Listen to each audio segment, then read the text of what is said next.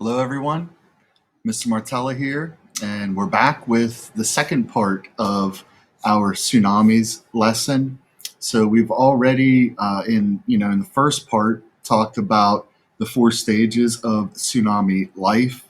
We talked about initiation, split, amplification, and run up. And then we took what we learned about tsunamis and applied them to the Sumatra, Indonesia earthquake, Boxing Day, the day after Christmas back in 2004. And we saw the damage that was done in that area. So for part three, we're going to take a look at the most recent large event that we've had on this planet, the earthquake and the tsunami in Tohoku-Oki, Japan, back in March 11th, 2011. Okay, so you can see here is Tohoku right here, all right, and Tokyo, Japan right here. And the culprit of this large earthquake was the Japan Trench right here, where we've got the Pacific Plate being pulled beneath the Eurasian plate. There are other microplates in this area. It gets a little bit more complicated than what I'm telling you here. But, just remember this is a deep ocean trench, the Japan Trench. So we do have subduction happening here. Perfect place for a megathrust earthquake. And what happened was centuries worth of stress had been released in this event in a matter of minutes. So let's take a look at how things sort of unfolded. This is a screenshot of a headline from National Geographic from December 7th of 2013. And you see here it says, the 2011 Japan tsunami was caused by the largest fault slip ever recorded. Okay?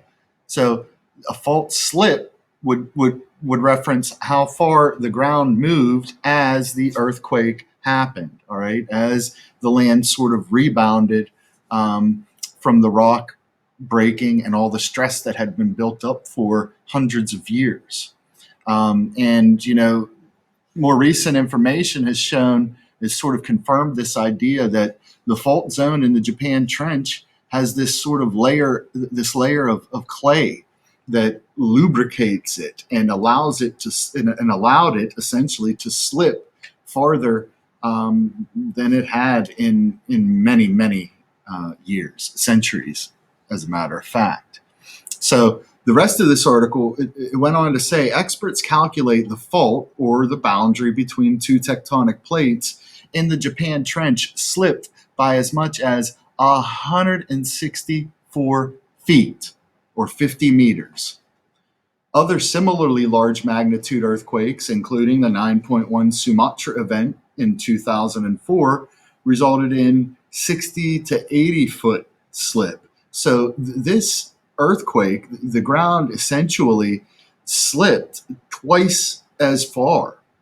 Okay? And you see Kellen Wang is quoted here, who is a geophysicist with the Geological Survey of Canada in British Columbia. He says, we've just never seen it.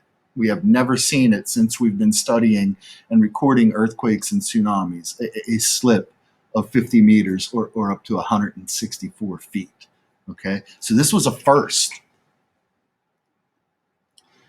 This model from the National Oceanic and Atmospheric Association is going to show the propagation of the wave on March 11th, 2011, from the Honshu earthquake. So let's just take a second here. I'm going to click play and let's see how this thing moved throughout the Pacific Ocean. So there you see the animation begin and you see the waves propagating or moving and hitting the west coast of the United States and the west coast of South America. And actually sort of you get some reflection, some bounce back of these waves. And some of them, if you watch, they even return all the way back to the coast. Okay? So I showed you a wave propagation video from the Sumatra earthquake event also. And so you saw similar things happening here. Okay. Now, this is just a data sheet from that earthquake. Once again, we talked about these beach balls in the last video, the focal mechanism that shows the angle of subduction that's happening here. And this little star indicates the epicenter of the earthquake. All right. So everything is traveling down underneath Japan. And down here, this is where everything slipped. And actually, the research and the data says that Japan's northern Honshu coastline, by the way, the main island of Japan is called Honshu. So, the northern Honshu coastline up here dropped by 2 feet. Okay. Because as the stress builds up over years and years and years and years, the land rises. Okay. Then when that stress is released, it drops. All right. It dropped up to 2 feet. All right. Not only that, but the entire island, the entire northern island of Japan moved eastward by 8 feet. All right. As it rebounded from all of the buildup of stress during this quake. Okay. You're gonna see some videos later. I know I'm going to show some videos in class that where I'm not going to show in this video. Where Japan had tsunami walls. They had a defense system in place. In some areas, these tsunami walls were 20 feet high, all right? But they were still breached by the water, right? Why? Well, because in an earthquake where the land drops 2 feet, your 20-foot high tsunami walls now become 18 feet high, all right? And that may be just enough to let massive amounts of water through.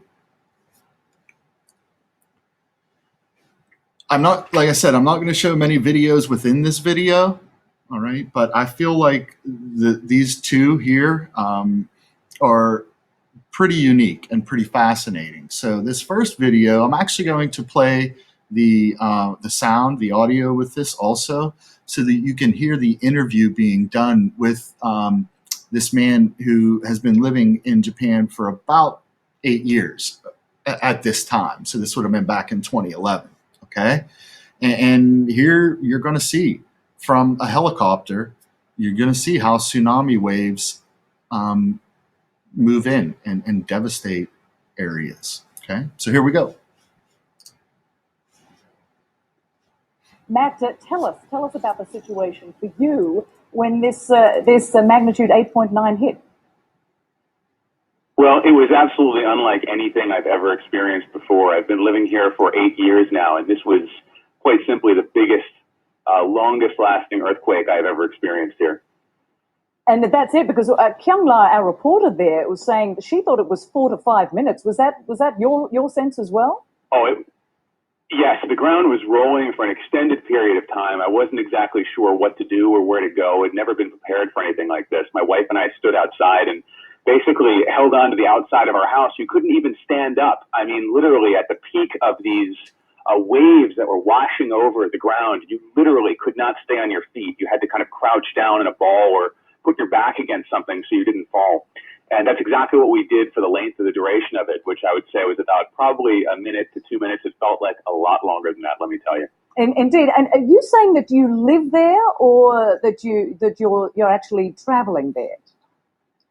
I actually live here. I've lived here for the last 8 years, and I live on the west side of the city in a little section of Tokyo called Kichijoji. And yes, there are earthquakes from time to time, but we have never, ever felt anything on the literal magnitude of what we experience today. And that's exactly the story we're here. Now, Matt, as we are talking, we are looking at this extraordinary wave, another tsunami wave, moving toward the Japanese coast. And where are you located? Are you away from any threat of tsunami coming ashore? All right, so you can see here in this video how fast these massive waves are moving towards the shore. And as you look back here, these are not the first waves. All right, land is already inundated with water, and things are already destroyed here. All right, so the power of this water as it's moving is immense. Okay, and now this second video is about 4 minutes long, and this is going to show you. This would actually have happened before the last video that I showed on the previous slide. This video here shows the devastation, and I'm just going to sit back and play it and let you watch. This is live coverage of a tsunami. This is a river of Miyagi Prefecture. A river along Miyagi Prefecture.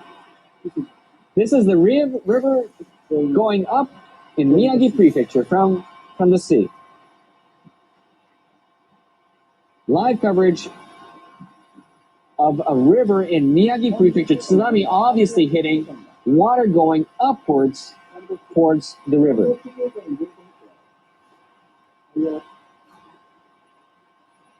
This is from our camera reporter in Miyagi. And it looks like the tsunami has engulfed several cities in Miyagi Prefecture. Live footage of Miyagi as the tsunami has struck the area, obviously engulfing farms, homes alongside the river. In Sendai City, this is, in Miyagi Prefecture, tsunami, live coverage of tsunami engulfing the city in Sendai.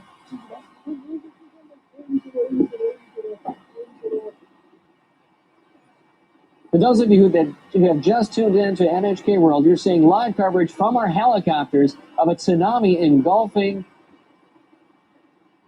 Sendai area in Miyagi Prefecture. This is after a major earthquake hitting Japan Friday afternoon. Japan's meteorological agency saying the quake measured 7.9. Live coverage of Miyagi Prefecture, Sendai area, where a tsunami is engulfing the area. A major earthquake has hit Japan on Friday afternoon. Japan's meteorological agency has revised the strength of the earthquake. Magnitude 8.4. Tsunami hitting Miyagi Prefecture with this live coverage from our helicopters in the Sendai area, where tsunami has engulfed part of the region and has washed away houses and farms. Live coverage of Miyagi Prefecture in the Sendai area. The agency has issued a tsunami warning for Japan's sea coast. Obviously, the tsunami has moved upstream, up a river. You're seeing live coverage from one of our helicopters in Miyagi Prefecture in the Sendai area. The tsunami engulfing farms and homes. Obviously, cars, trucks. You can see some of the tsunami, and it looks like some fire breaking out in the Sendai area after the tsunami has hit. Major earthquake that was revised to magnitude 8.4. One of the largest earthquakes ever to hit Japan.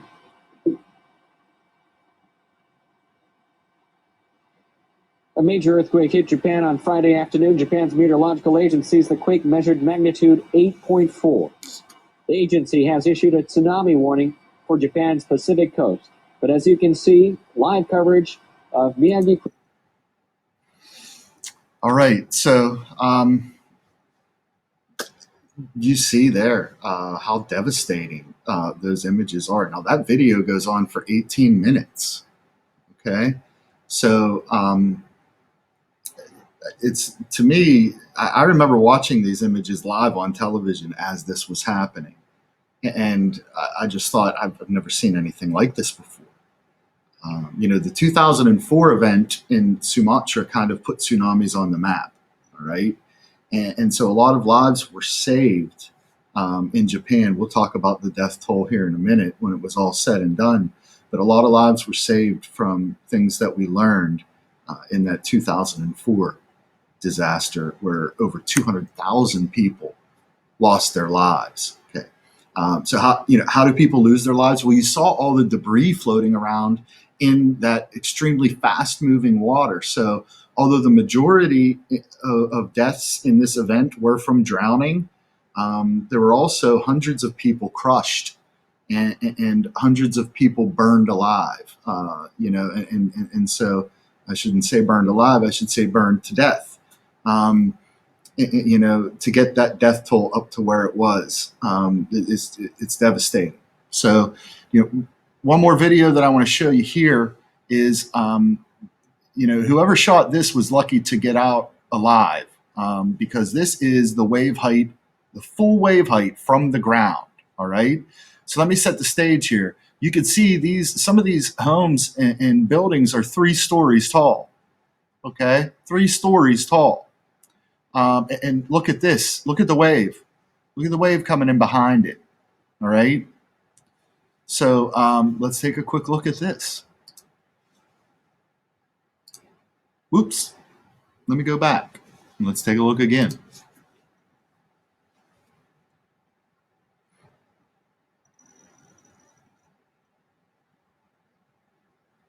So there you see, look at the massive wave coming onto shore. Look at the people trying to escape.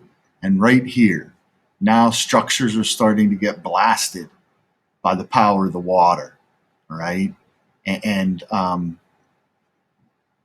even if we reduce the speed here by half, you can see it in a little bit slower motion. I don't really have too many words to describe things like this. The power of nature and the power of the planet in these type of events. This is why if you're ever on a coastline anywhere in the world and you feel the ground shaking, you need to get out. You need to get up. You need to get to higher ground. Okay? Because you do not want to be caught in this. You won't outrun it. All right?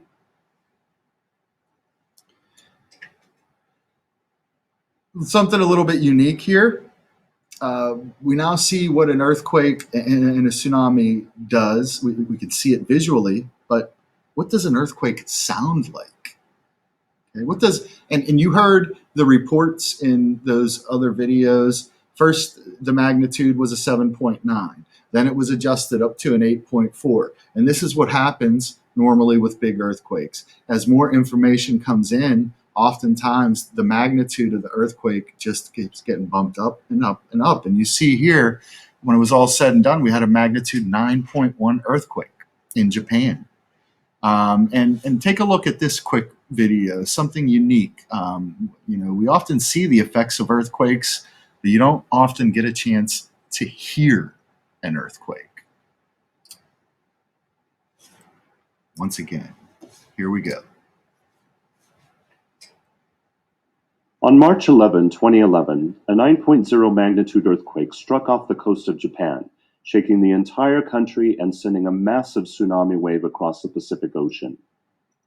The earthquake noise was captured by a hydrophone, an underwater microphone, located 900 miles away from the epicenter in the Aleutian Islands of Alaska. The VENTS program at Pacific Marine Environmental Laboratory recorded the event using the U.S. Navy Sound Surveillance System, or SOSUS. You will hear a portion of the earthquake that has been sped up 16 times.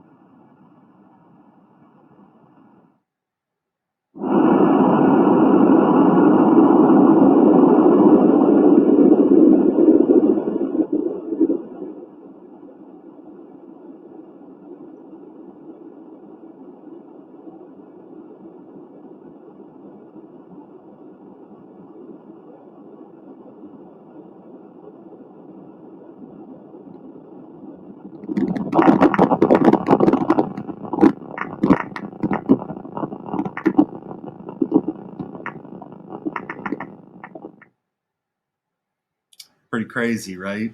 So the first part of that recording, you heard the earthquake, the seismic waves moving through the land. And then the second part, you heard them moving through the water. Okay, pretty amazing stuff. This video is something that I will be showing in class, all right? But we're going to kind of skip over for this presentation. You know, what would you do if you were trapped in your car in the city when something like this happens? How would you survive? So, you know, as much as I'd love to show this in this part of the Tsunamis lesson, I'm gonna hold on to this one and show it in class because it's something that I really want to discuss and talk about with my students. So your final fact sheet for the 2011 Japan earthquake and tsunami, we ended up with a magnitude of 9.1 for this earthquake. It occurred, the hypocenter or the focus of the earthquake was 18 miles deep. People here endured 3 to 5 minutes, some reports of even 6 minutes of shaking. This earthquake gave off the energy equivalent to 475 megatons or 23,000 Nagasaki bombs. The amount of ocean floor that actually ruptured and was affected by this added up to 38,440 square miles. Rock along the fault moved 164 feet in some areas. Wave heights hit 130 feet, and they moved as far as 6 miles inland. The tsunami struck about 20 minutes after the initial earthquake, and maybe I'll move the camera up so you can see this last one. The Fukushima Daiichi power plant actually melted down because of the tsunami. Its cooling systems were thrown offline, so the material in the reactors got extremely hot and literally just melted through the bottom of the reactor into the ground. That radioactivity also gets into the air. So, you know, that can move across the oceans, right? We even did pick up some radioactivity on the west coast of the United States after this event, right? And, you know, 18,000 deaths, that has been revised upwards of 20,000 at this point. And I have a little write-up on our Schoology page that breaks it down as to how people were killed in this sad, sad event. So I'm looking forward to having great conversations about this event and also the 2004 Sumatra, the Boxing Day earthquake and tsunami. So I hope that you enjoyed. I hope you learned something here about tsunamis, and we'll see you again soon. All right? Bye now.